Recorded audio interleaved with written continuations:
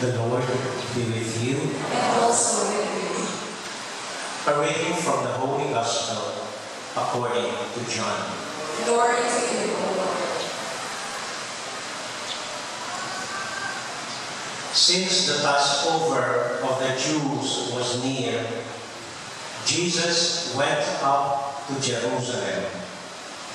He found in the temple area those who sold oxen, sheep, and doves, as well as the money changers seated there. He then made a whip out of cords and drove them all out of the temple area with the sheep and oxen, and steal the coins of the money changers and overturn their tables.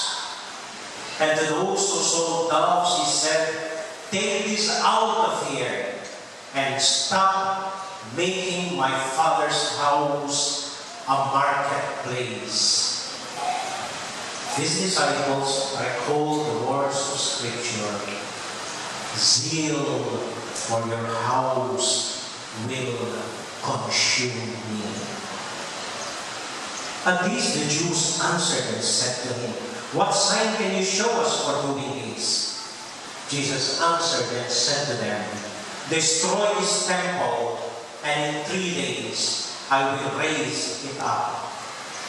The Jews said, "This temple has been under construction for 46 years, and you will raise it up in 3 days? But Jesus was speaking about the temple of his body.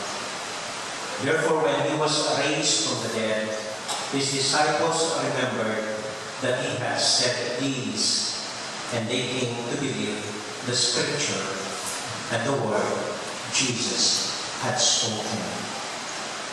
While he was in Jerusalem for the feast of Passover, many began to believe in his name when they saw the signs he was doing. But Jesus would not trust himself to them because he knew them all, and did not need anyone to testify about human nature. He himself understood it well. My dear friends, this is the goodness of our salvation.